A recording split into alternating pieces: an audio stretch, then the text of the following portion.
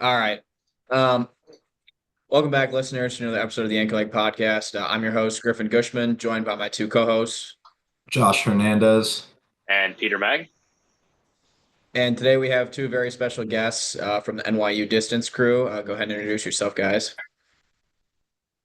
Really, Oh, Caitlin. okay. Hi, I'm Caitlin Marshall. I'm a senior at NYU. Oh, do I say what I'm studying? I'm studying math and data science. I swim distance, free, and butterfly. Yeah, I'm Connor Vincent, also senior. I'm at the business school studying econ. I do distance freestyle only. Yeah, no butterfly for me. Thank God. All right, great. Well, welcome to the show, guys. Thanks for coming on. So if we want to just go ahead and, get the ball rolling here, but just, giving us a little recap of your guys' season so far, what things are looking like for NYU coming off a pretty big dual meet this weekend as well, or tri meet, I should say. What your kind of outlook is on the season based on what's happened so far and where you guys are headed. I think Connor should take that one. He's ranked first. Um, yeah, this weekend was awesome. I think we were definitely coming off train trip. We were definitely feeling a bit tired. Long bus ride out to Williams, but we did great.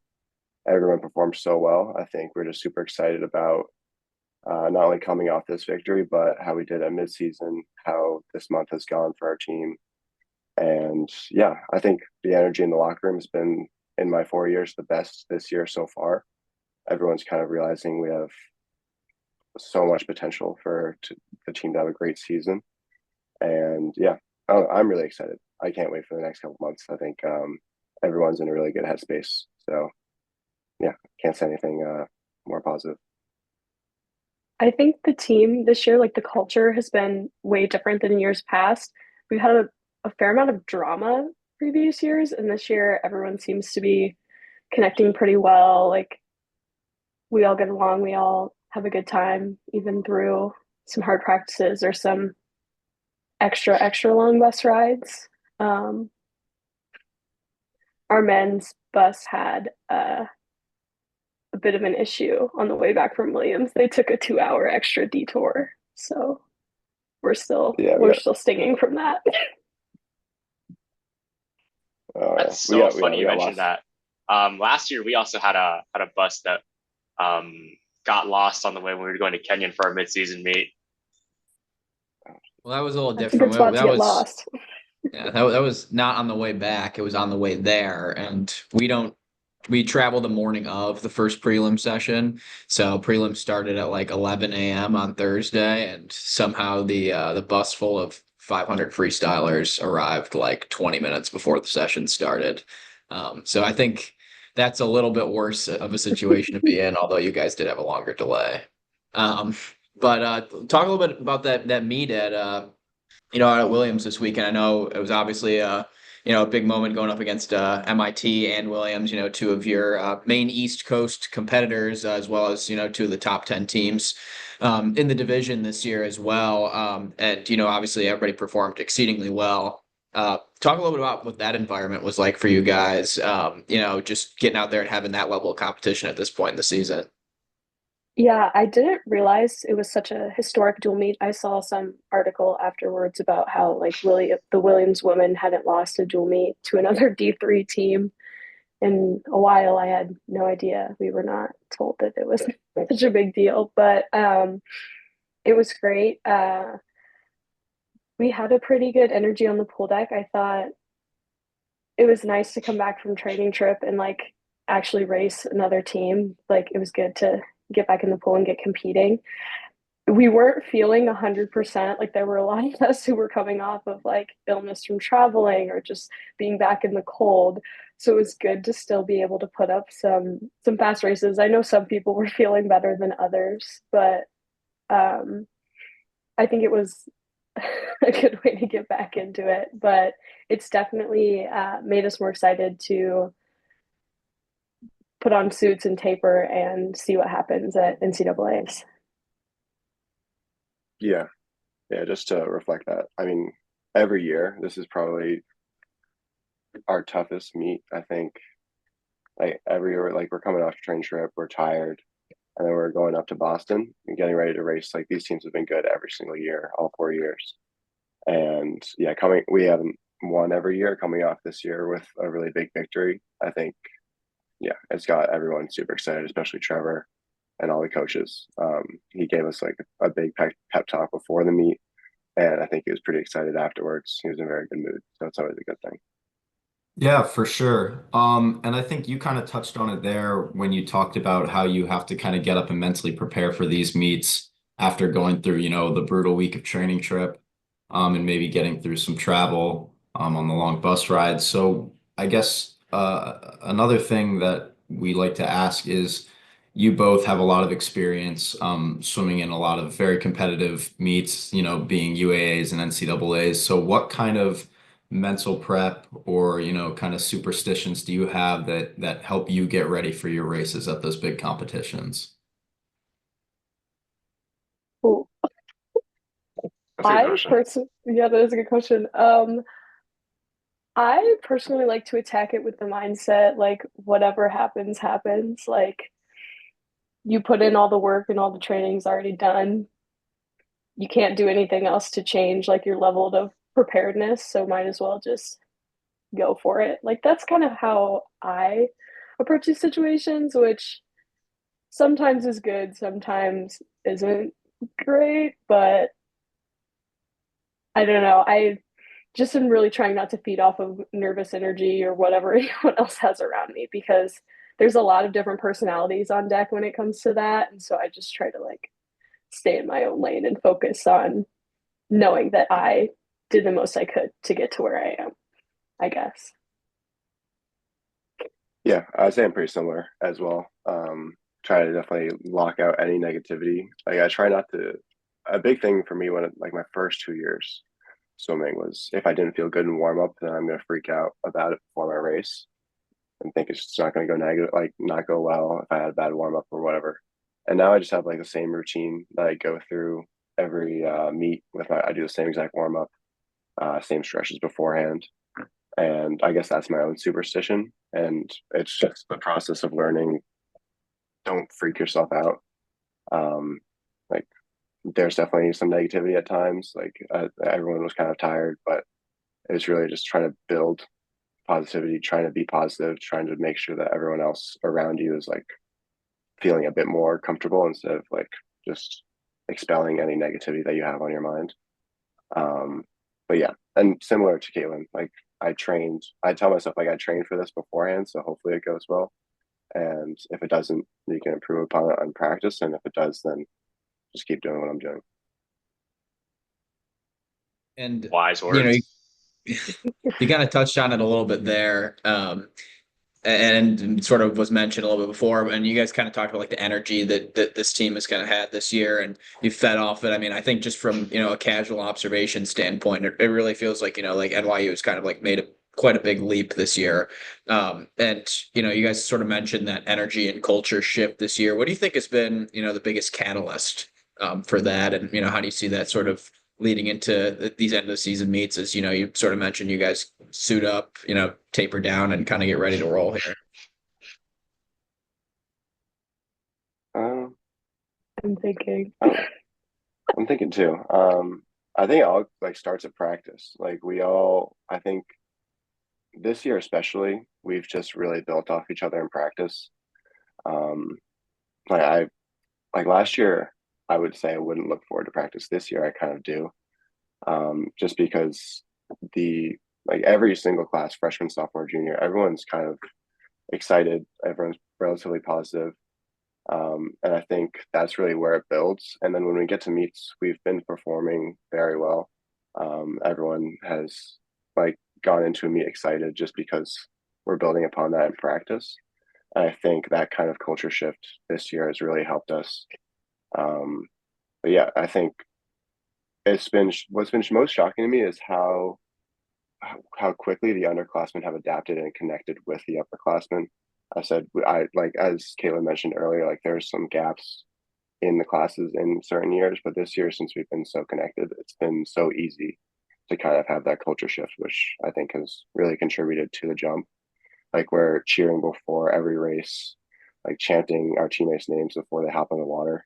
That's pretty new, and it's really like shown and how it's shown in our own progression. It's really helped the energy of the team. I was going to say, like, huge props to our freshmen. At the beginning of the season, or before the season starts, I guess, we have upperclassmen lead workouts before official practices start. And it's when you start seeing like all the freshmen come in and how like dedicated they are, like going to 2 practices a day, even they don't have to go to any, and like all of them showing up and putting in a lot of work encourages everyone else to like, oh shit, I gotta step up. Why is this 18-year-old doing so much better than me? But it's like it's been good to encourage everyone, and they've all came in with great attitudes.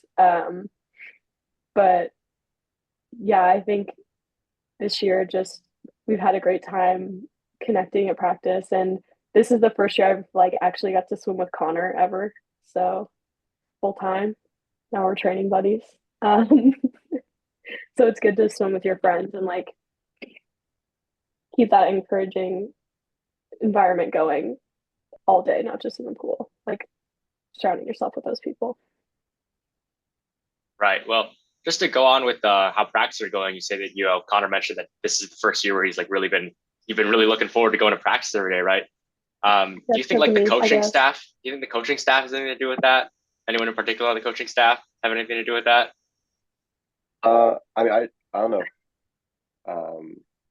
I like switched groups this year. I moved from distance group to mid D long, just because it's not. I don't think the coaching. I think that the type of practice wasn't working for me in previous years. I had like a higher, it's like a feeling of burning out. Like last year, I'd say, and sophomore year as well. Just I guess distance group, the type of training, long distance training wasn't really working for how I wanted to feel in practice. How like I was like my attitude towards swimming.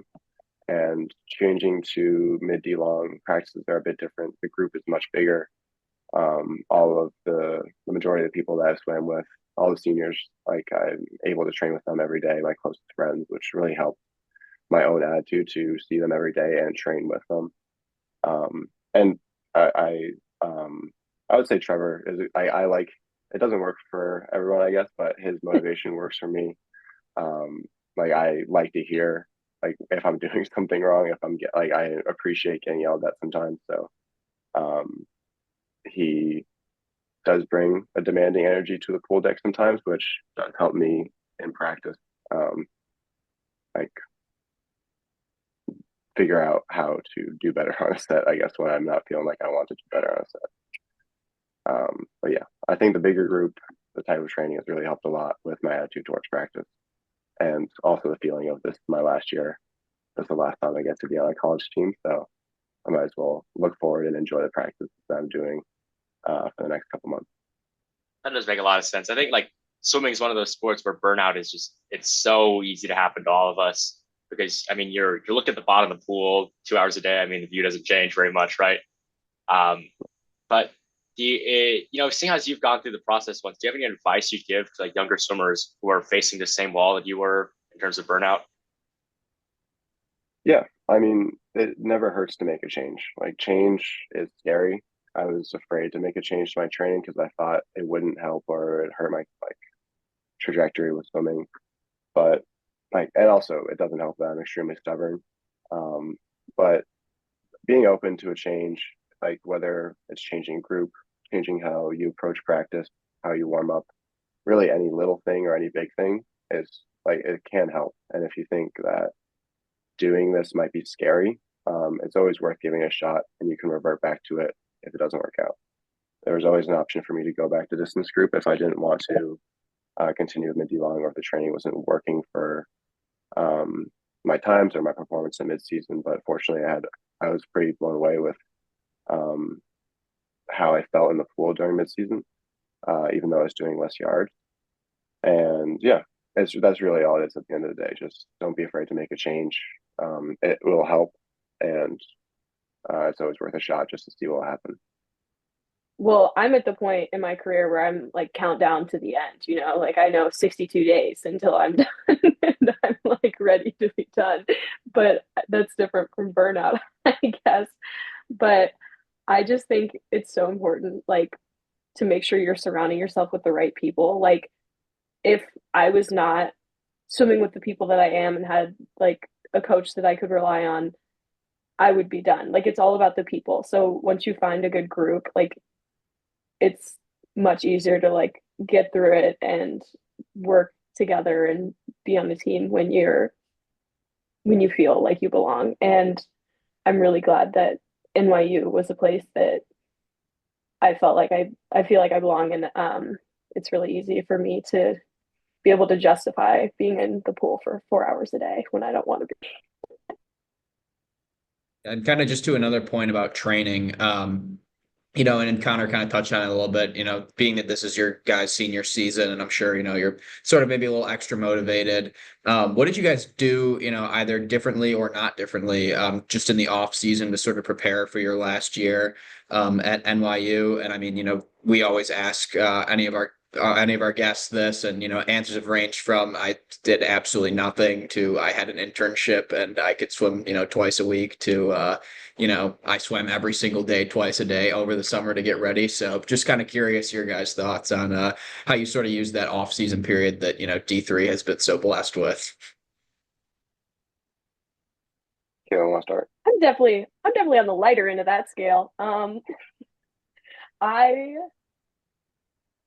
I needed a break at the end of last year, so I went through a phase. I tried running for like a couple months, did not want to even look at a pool.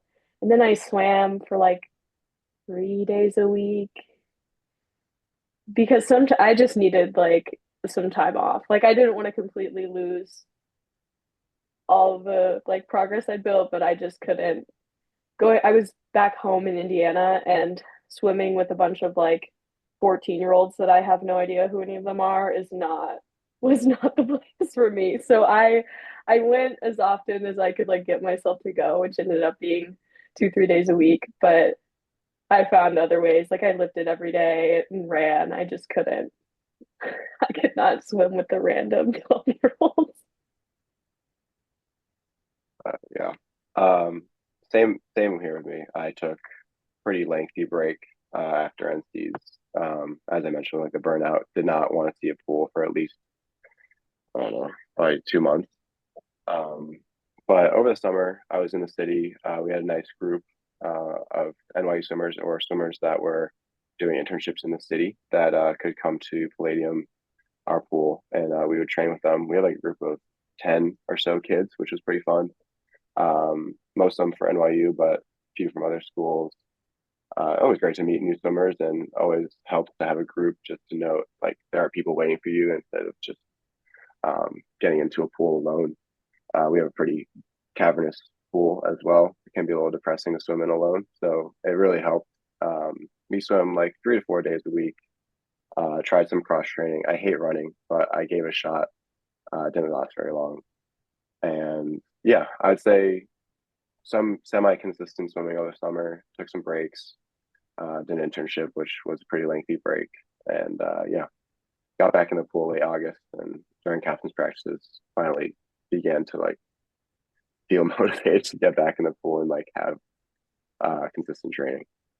It's really funny because there are maybe like 10 people total out of our team that like actively train really hard over the summer, and everyone else just kind of does the few days on, whatever, few days off, or they don't swim at all. And every year our coach is shocked and appalled that we're so out of shape, but it's the same story every time. It's still Yeah. not going to make me do it though. Yeah, so I guess another thing that goes with that, with the off-season training is, the summer internships that, a lot of these D3 swimmers we talk to have. So is there anything that you guys want to talk about, maybe career-wise, like what you're interested in? I know we talked about, you briefly stated your majors at the beginning, but is there anything you want to elaborate more about the student side of being a student athlete? Okay, I'll go. So yeah, I was in school, so I'm trying to do banking. or sales and trading. Been recruiting for both all fall. It's been a pretty grueling experience. I have some options for jobs after I graduate. I haven't. I have accepted some offers, but I'm still looking around as if I don't have any. What else? Yeah, this past summer I was able to go to London, work at a hedge fund, which was amazing. I've never been to London before. Um, Pools there were kind of gross, if I'm being honest, and they're all meters, so I wasn't really gonna do that. I kind of just lifted the entire time I was there, like way better. But yeah, just trying to finish up the final semester of business school. I would say the work is demanding, but not impossible. I'd say some of my pre-med friends and a lot of pre-med kids on the team have a lot harder than I do. Um, but yeah, that's about it for me with career trajectory after swimming and school. Maybe I should use this opportunity. If anyone out there wants to offer me a job, I'm here. I'm ready and I'm willing. I don't know if any of you guys have been or tried to job hunt in New York City. It's an awful experience. Like worst job market of so all bad. time. So bad. But yeah, like all the people that I know that are graduating will sit and apply to like 10 jobs a day, like just constantly sitting on like Handshake, Indeed, whatever, applying for jobs. And you hear back from like one of them, maybe. Like it's awful. But yeah, I have no idea where I want to go, which is my main issue. Like I don't know if I want to stay in the city or if I want to go home or Boston, Chicago. I just need to like figure out where I want to go and then figure out what I want to do. And my parents also want me to go to grad school. So there's a lot of push and pull with what will come for Caitlin's future. But I'm just trying to focus on goal one, get that degree currently. We all got a lot on our plate, right? Yep. And like in the broader scope of things beyond, obviously what NYU's like academics and stuff have offered you and, potentially like a future job and things like that. What do you sort of hope that like your legacy as like an NYU student athlete will look like, right? Like what you maybe have passed down to some of the freshmen on the team or, what you have sort of learned for yourself throughout your 4 years of swimming. We always like to, sort of ask people who come on here just as like, sort of a sum of what their D3 experiences looked like for them. I hope like my teammates and coaches remember me like, yes, I do love to complain, but I do also try to approach and like reset and do everything with a smile or like a positive attitude. Like I hope that I'm remembered as like having fun and like being a positive energy in the pool. But I don't know. I hope to leave a lot of records behind. Don't we all? Don't we all? Yeah, it's funny you asked this. So yesterday evening we had our senior speeches where our underclassmen like write a speech for us, and like kind of poke fun at seniors and also show any appreciation if needed. So I learned that my legacy looks like my pale skin in the water, how I reflect translucent light off my body because I'm so pale. That was mentioned like 5 times by the lovely Leo Han in my speech in front of my family. And what else did he have to say? I don't Caitlin, know, help but me out here. I was kind of disappointed that because my legacy could also be my pale skin. So I guess you're the final champion in the pale off. Yeah, I think I won. You win. Thankfully, I win. But yeah, I jokes Oh, aside, you I were mean, I hope. also remembered for swimming right down the middle of the lane. Oh yeah, I do that. That's a bad habit of mine. And apparently everyone agreed. Like no, I've never been aware. I mean, I guess I kind of spaced out sometimes during practice, but everyone notices that I swim down the middle of the pool. So maybe next couple months I'll try and improve on that, but it probably won't. Not too late in the game. Uh, Don't change yeah, it. gotta stay committed. But yeah, I mean, hopefully, I mean, I'm relatively competitive in practice, so hopefully that's my legacy. When it comes to leading and helping everyone out in my lane, trying to stay positive. Hopefully people remember that. That'd be nice. We'll see. That's awesome. That's really awesome to hear. I love that. That just like, just sounds like you have a great community within your swim team. It's really good to hear. Lastly, you got any shout outs, messages for teammates, coaches, listeners, anyone you wanna pitch? Now's your time. Uh, I don't know. Caitlin, you want to start? Oh my God. No, not really. My mom and I were talking this morning about Kaylee's interview, and my mom said Kaylee had like a list of people. So I guess I should have thought more about. I guess I would want to shout out my lane mates. I swim with Gustavo Ott, Gavin Egerton, and Max Nechiduk, our little Ukrainian freshman. And I am so excited every day that I get to swim with them. They're a lot of fun, and we are the loudest lane, and we like to start a lot of conversations, get the energy up. So I'm really grateful that they're who I get to train with every day. They make every practice a little sweeter or weirder. I don't know. Yeah. I can attest to that. They're in lane 3 in the pool. I'm in lane 2. They are very loud. But it's a good thing. It's good for the energy of practice. I also shout out my lane mates, Ben Russell, our captain, Hodge Dowler, both Fuke, and Kevin Wu.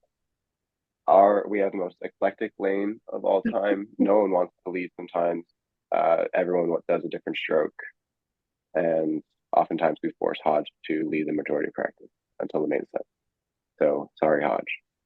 And I'll also shout out Evan Ju for pushing me to try especially hard this year because he keeps kicking my butt in every single meet, every single dual meet. And he has unlimited stamina and freshman strength. And I appreciate his presence in the distance group because I have to try so hard to beat him at times. He is so good at practice. It's insane. So yeah, shout out Evan. I would shout out Nicole Reneel, but I have beef with her because she beats me in everything. So She beats most of the men too. Pretty crazy. yeah, that's every practice. Trevor comes over. So man, Nicole just won the 25. You all went 26s. Do better. It's like a quiet, like, wait, Nicole is way better than all of you. Love her though. Yeah, well, as far as questions go, I mean, that's like, kind of it from our end. We always like to pitch back to you guys if you have any, last minute things that you want to, cover on the podcast. But I mean, it's been absolutely great having you guys on the show. We're right around the 30-minute mark. So thankfully, our listeners won't have to sit through a Cooper Costello hour and 30-minute episode. Oh. But an hour and a half. We cut so much of it too, and we could not get Oh. it under an hour for the life of us. Would he just like not shut up or We had a little too much fun on that episode. I think John probably contributed a little bit to that, but luckily we've gotten better at controlling ourselves from going off on every tangent we think of. Yeah. I love a good tangent. I think that's always fun to listen to. But that's crazy. Well, now's your time to go on a tangent. yes, Connor? Get on your soapbox. Tell us. I can't really think of anything. I know. It's like as soon as I turned on my camera, I was like, my brain was just blank. I had no thoughts. I don't know. I'm super pumped for UAs this year. I don't know about you guys, but yeah, I cannot wait to go to Atlanta. I don't know. I like the Emory pool. Some people don't, but I think it's pretty fun. And it was a pretty good atmosphere. Mostly Emory fans, sadly, but hopefully we get some more NYU fans down there. Yeah. It's always blue and yellow in the stands. Shout out This last year, year. Shout out last year at UAA when we finished our mile. I got up and I was like, "Good race, man." And you looked at me and you went, "Dude, your nose is bleeding." I was like, "Oh, shit, really?" oh my God, I forgot about that. That was scary. Yeah, I've never seen that before. Like, I mean, the mile sucks, so it takes everything out of you. I've never seen a nosebleed right as we finish. I didn't think that was Passed out. possible either. Oh. To this day, by the way, I was like horribly sick at UAS last year. That was the worst Oh, mile of I my think you entire mentioned life. that, and you still beat our me. whole team had like The flu or had the something. flu. It was awful. Like we were dropping like flies. The first day when we got there, someone had to go to their room and quarantine. And then the next day there were like two or three. By the time we got home, like I think maybe 10 people showed up to practice the day after UAAs. Like it was so bad. Yeah, And I our don't know what happened coaches to were our not team. believing it. I was Yeah. I was sitting on the bleachers like shaking and shivering, and they were like, "We need you to take a spot in the relay." And I was like, "Trevor, I'm gonna vomit and die. I can't do this for you." He was like, "I need you to step up." And I was like, "I can't stand." It was so bad, but we survived. Yeah, that's the first thing he said to me after the mile too. There was no congratulations on like doing and finishing it. It was, we need you in the belay, so get ready. I was like, ask any of the sprinters instead, not me. Yes, yeah. I got a little taste of my sprint career last year at NCAA's. I finished my mile and I was like, I don't have to warm down. I'm all done. End of junior year. And he said, "Oh, put your suit back on. We're actually going to have you swim the finals of the 4 free relay." And I was like, "Oh, I haven't swam 100 freestyle in 3 years. Are we sure about that?" Yes, I was the one. Sometimes you just got to fill gaps like that. I was gonna say, thankfully, I was spared for that at midseason because I, I cannot stand wearing my suit for the mile. Which when you swim like the final heat, uh, you're first in the final session. You wear it all the way for about like 3 or 4 hours until you swim that relay, and it's terrible. Yeah, you're just like sitting there, lactic acid, and then you have to jump in and do 100, and you always die as well. It's insane. But I yeah, I also just like cannot put a suit on to save my life. I have to be in that locker room an hour before I have to warm up. I It's just not never been my talent. I had scrapes and bruises from our midseason meet from trying to get my suit on. It's not even that it's too small, I just can't put it on. I don't have that talent. Forever jealous of the men's suits that only have to pull it halfway. That doesn't always save you from scrapes and cuts. My freshman year at U Chicago, and you gotta, if you've been in the men's locker room, you gotta walk upstairs to get there. And terrible. my freshman year at U Chicago, I go to UAAs that year, and I had unfortunately put on the freshman 15 and was attempting to put on a suit for my senior year of high school, and it's like 10 minutes before my 2 IM and my knuckles are just like bleeding down my hand, like, and I'm like, I gotta walk down on deck and just like face the world in this like suit that I can't even fit into. Like that was like bottom five moments of my life. Um, but hopefully that doesn't rear its ugly head at UAAs this year. And hopefully y'all don't have to fill in any gaps because we'll be in 70-degree weather instead of everybody spreading the flu in like sub-zero temperatures in Chicago in the middle of February. So So nice I to go somewhere warm. Yeah. yeah.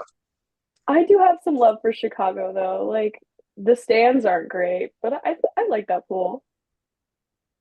Good No, pool. No? Oh, What? It's a great pool. unpopular Well, opinion. I'm There a you big go. fan of the pool. I always like the pools that have the windows lining the wall, Yeah, so you get it's all so the nice. natural light.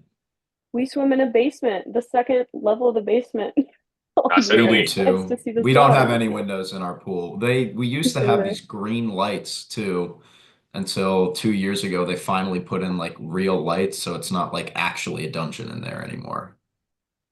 We're working on the green lights. We still have those, but okay. we got a new screen, and so sometimes he'll put like a sunset picture, and we can pretend that we're seeing sun that day, which is lovely. It's so pretty too. It's so smart. It's so nice to look at. Uh, but no, I mean, I guess I have some bad experiences in the Chicago pool, so I might view my judgment. But I think about like the 500 at UA's last year. That final was so bad. But otherwise, the lighting is nice. It does make it pretty cold on deck though Oh yeah. at times. But yeah, what was I gonna say? We can't all suit up like Derek Moss with the like 8 pairs of gloves and winter coat on deck. I've been trying that strategy this year. It works. Gloves, hat, big coat, pants, 2 socks, and shoes at the meet. Oh, those strides. I Maybe don't know. that's why I'm slow. I need a sweatshirt more than my sweatshirt. Oh yeah, not The blood flowing. not only that, he would put on and then go to like the corner of the Chicago pool, like the stairwell where the heater was, and just sit there and stay hot, which I never understood. But Now staying you warm get it. help. Now I get it. I wish I knew that the past 3 years. I would just warm up in the cold pool and then go straight to the block, which never helped. But yeah, I don't know. UA's is not to like talk badly about NCs, but UA's is always my favorite meet of the year. Um, Especially when it's in Atlanta. So I'm excited for that. I don't know about how's Case Western team feeling. Looking to get sixth place again, probably, Yet again. unfortunately. No. Obviously, you know, we're very proud of our team this year, especially on the men's side. I think we've taken like a very big step forward. The freshman class that came in is like great. They work their ass off. They come in every day and they're like happy to be there and ready to work hard. Um, and I think we as a team have taken a step forward. I think it reflects in like the rankings too. I think we're ranked a decent bit higher than we were this time last year. But you know, there's just like this insurmountable gap between like us and Carnegie and WashU, where it's just like a log jam between like 4 and 6 that like will just always end up in sixth place, unfortunately. That sounds a little pessimistic to say, but you know, I'd love to be wrong, obviously. Shout out to the women's team though. They did get fifth last year. They defeated the curse. So hopefully they can hopefully they can keep that up again this year. And they're looking pretty good too. I think they've got some relays in position to make NCAA. So hopefully we'll send just as big of a contingent this year as we did last year, and hopefully with some men joining as well, and that it's not, only Peter and John going. So that would be nice. Obviously, yeah, not to say Peter, but you have a pretty nasty 4 a.m. battle ahead of you with Crow and I'm Max aware. now. I'm aware. I'm aware. I know you're may not be excited to do that race, but I'm so excited to watch. I I know. think I'm it's gonna excited. be I'm excited. I mean, yeah. Crow always springs it in that 4 a.m. It's very fun racing with him. Yeah. No, I have to. He's gonna be racing me in the 500. I'm a bit worried. You don't need He's to always worry, gonna throw dude. something down. I mean, like, look, like it. Even when he beats you, it's hard to stay mad because he's just such a nice guy. No, totally fair. All the Emory kids are like so nice. I Jada Shator is like the sweetest person of love all Jada. time. Every time I see her, I'm like, should we have a rivalry? No, she's just so lovely. They are all so hard to be like Yeah, get sucks how angry they're the race best. at. All right. They're they're the best and they're nice. It's hard to but yeah, Jada, her older brother swam on our team, and when Gail and I were freshmen, Graham was a senior, and it's so funny. Like both of them are like so sweet, Yeah. and she's always excited to see the NYU team. And yeah, I always like to get an update on Graham too, which is nice. I feel like the camaraderie in the UA in general is pretty decently high. I don't feel like there's like really any beef at all, and everybody's pretty nice. It's always good seeing everybody at conferences or dual meets, or whatever, and NCAA's again. So makes me look forward to it even more. I guess we're counting down the days here till we all fly down to Emory. So it'll certainly be good to see you guys there, and we're looking forward to it. Of course. Oh my God, we'll be cheering you on. Really? We hope Wow. we hope you break the curse. We hope you break the curse. Oh yeah, No one deserves to get cursed like that. It's not right. definitely not. All right.